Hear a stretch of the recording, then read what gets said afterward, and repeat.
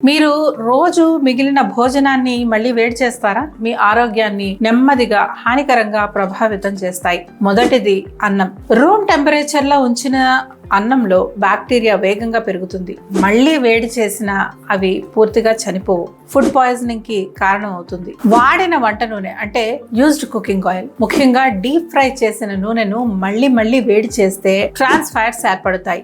ఇవి heart, cholesterol సమస్యలకు దారితీస్తాయి. మూడవది మష్రూమ్స్. ఇందులో ప్రోటీన్ అధికంగా ఉంటుంది. మళ్ళీ వేడి చేస్తే ప్రోటీన్ డిగ్రేడ్ అవుతుంది, జీర్ణ సమస్యలు కలుగుతాయి. ఇక నాలుగవది చికెన్, కోడిగుడ్లు.